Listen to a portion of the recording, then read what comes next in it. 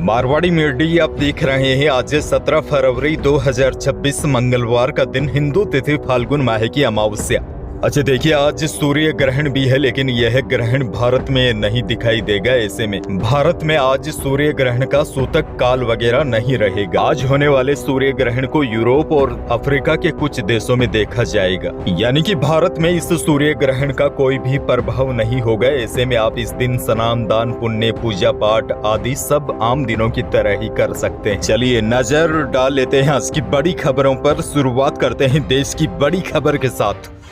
सबसे पहले तो बड़ी खबर देखिए, थोक महंगाई के आंकड़े आए हैं। जनवरी में थोक महंगाई बढ़कर 1.81% पर पहुंच गई है। इससे पहले दिसंबर में थोक महंगाई 0.83% पर थी, यानी कि थोक महंगाई के यह आंकड़े पिछले 10 महीनों में सबसे ज्यादा है। खासकर रोजाना की जरूरत वाले सामानों की महंगाई 0.21% से बढ़कर 2.21% हो गई है।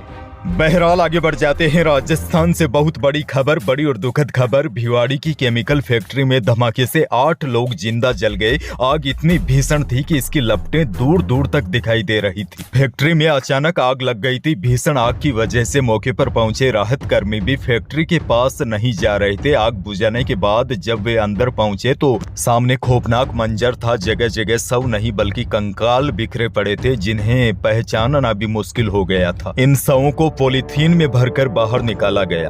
घटना के बाद फैक्ट्री को लेकर कई तरह की अनियमितताएं सामने आई है। दावा है कि सरकारी रिकॉर्ड में यह फैक्ट्री गारमेंट फैक्ट्री के तौर पर दर्ज थी, लेकिन हकीकत में यहां पटाखे बनाने का काम किया जा रहा था। पुलिस ने फैक्ट्री मालिक और मैनेजर को हिरासत में लिया है। वहीं एसपी मनीष कुमार ने बताया, मरने वालों के परिजनों की ओर से फैक्ट्री मालिक को और जो फैक्ट्री चला रहा था उसके खिलाफ FIR भी दर्ज करवाई गई है।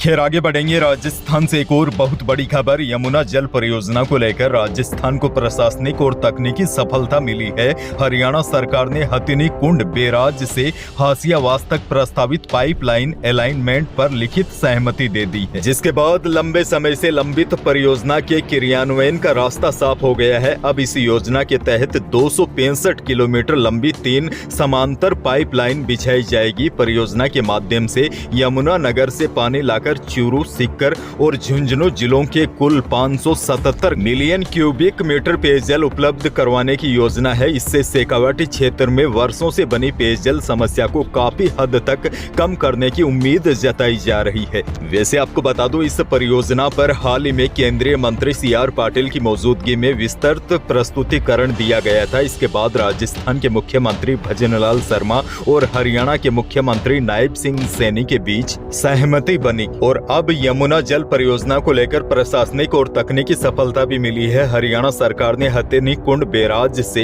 हासियावास तक प्रस्तावित पाइपलाइन पर लिखित सहमति भी दे दी है। अब देखिए, खासकर अगर राजस्थान में यमुना नदी का पानी लाया जाता है तो पूर्वी और उत्तरी जिलों के किसानों को कई बड़े फायदे होंगे। सबसे बड़ी बात तो यह है, यहाँ पर खेती ज्यादा सुरक्षित और आसान हो जाएगी।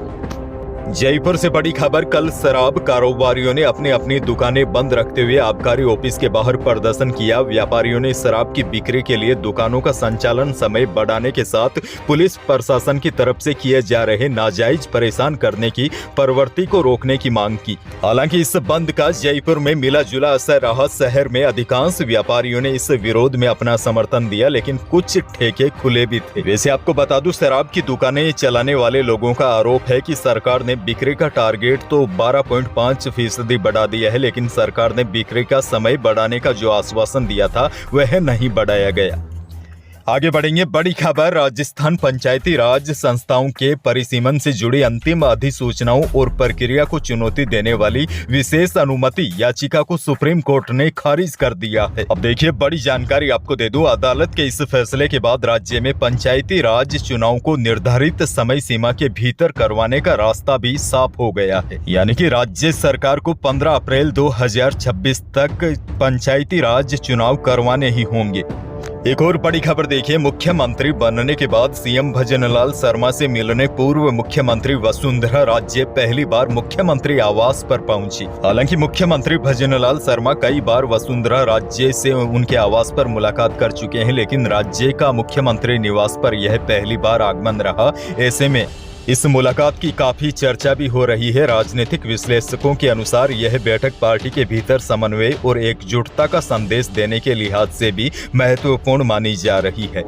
खैर, बड़ी खबर देखिए, सोशल मीडिया पर प्रदेश कांग्रेस अध्यक्ष के हमशक्ल के रूप में चर्चित नरेश सिंधी कल विधानसभा पहुंचे और पीसीसी चीफ गोविंद सिंह डोटासरा से मुलाकात की। दरअसल नरेश सिंधी पिछले कुछ समय से सोशल मीडिया पर काफी चर्चा में है, क्योंकि उनकी शक्ल सूरत डोटासरा से काफी मिलती जुलती बताई जा रही है। इसी वजह से वे कांग्रेस कार्यकर्ताओं के बीच खास पहचान बना चुके हैं।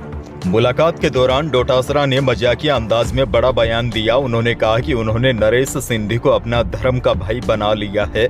डोटासरा यहीं नहीं रुके, उन्होंने कहा कि आने वाले पंचायत और निकाय चुनाव में जहां वे खुद प्रचार के लिए नहीं पहुंच पाएंगे, वहां नरेश सिंधी को भेजा जा सकता है।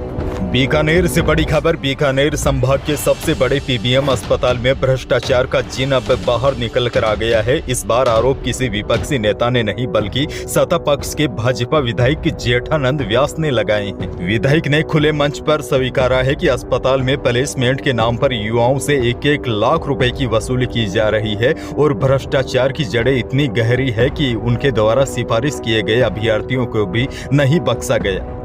बड़ी खबर ये भी देखिए, राजस्थान विधानसभा के बजट सत्र में सोमवार का दिन काफी हंगामेदार रहा। कृषि मंत्री डॉक्टर किरोड़ी लाल मीणा ने सदन में प्रधानमंत्री फसल बीमा योजना के तहत हो रहे बड़े और संगठित घोटाले का पर्दाफाश किया। मंत्री ने ऐलान किया कि प्रदेश के किसानों के हक पर डाका डालने वाले इस बीमा माफिया की अब एसओजी जांच करेगी। कृषि मंत्री डॉक्टर किरोड़ी लाल मीणा ने सदन को बताया कि प्रधानमंत्री फसल बीमा योजना में बैंक अधिकारियों और बीमा कंपनियों की मिली भगत से करोड़ों रुपए का घोटाला किया जा रहा है।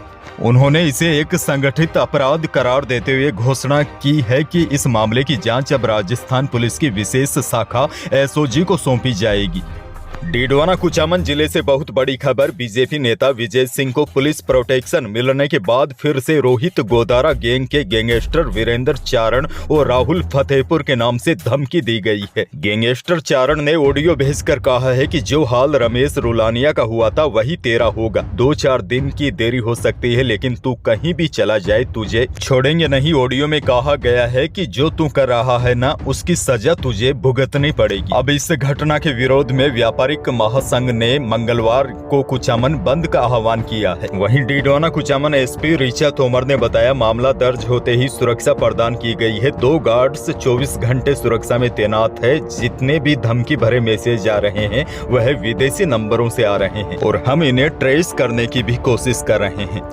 अच्छा, बड़ी और काम की खबर देखिए, वायदा बाजार में गिरावट के असर से सोमवार को जयपुर सराफा बाजार में भी इसका असर दिखा। चांदी 4,000 रुपए कम होकर 2,49,000 रुपए प्रति किलो पर आ गई और शुद्ध सोना भी 1,100 रुपए सस्ता होकर 1,58,600 रुपए प्रति 10 ग्राम रहा। 22 कैरेट यानी कि जेवराती सोना भी 1,100 रुपए टूटकर 1,48,300 रुपए प्रति 10 ग्राम रहा। अच्छा, सोने और चांदी के भाव की बात हो रही है तो एक और बड़ी जानकारी दे दूं। जानकार बता रहे हैं, अमेरिका और रूस के बीच डॉलर में डील होने से सोने की कीमतों में बड़ी गिरावट आ सकती है। मार्केट एक्सपर्ट अमित गोयल के मुताबिक भारत में सोना पहले ही अपने ऑल टाइम हाई से 15% कम हो गया है और उन्होंने कहा अभी तो इसके और गिरने की संभावना है। उन्होंने यह तक कह दिया, भारत में सोना 1 लाख रुपए प्रति किलोग्राम से कम हो सकता है। हालांकि यह तो समय ही बताएगा, लेकिन जानकार मान रहे हैं कि आने वाले सालों में सोने के भाव 1 लाख रुपए के आसपास आकर सेटल हो सकते हैं।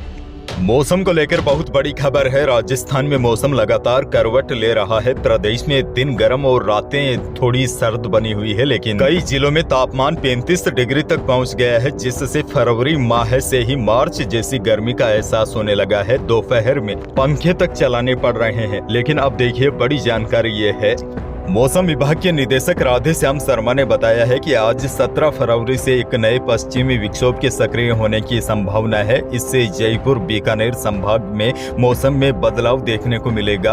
आज मंगलवार और कल बुधवार को प्रदेश के कुछ इलाकों में बारिश की भी संभावना है। खास तौर पर जयपुर, अजमेर, जोधपुर और बीकानेर संभाग के कुछ हिस्सों में हल्की बारिश हो सकती है। अंत में एक और बड़ी खबर देखिए, केंद्रीय माध्यमिक शिक्षा बोर्ड की 10वीं और 12वीं क्लास के एग्जाम आज 17 फरवरी से शुरू होंगे। इसके लिए लगभग सभी तैयारियां पूरी कर ली गई है। इस साल करीब 46 लाख स्टूडेंट इस परीक्षा में शामिल होंगे। तो यही थी प्रदेश और देश की आज की बड़ी और महत्वपूर्ण खबरें। वीडियो को लाइक करना बिल्कुल न भूलिए और चैनल पर नए हैं तो सब्सक्राइब जरूर कीजिए ताकि आप अपडेट रहे बड़ी और काम की खबरों से। धन्यवाद।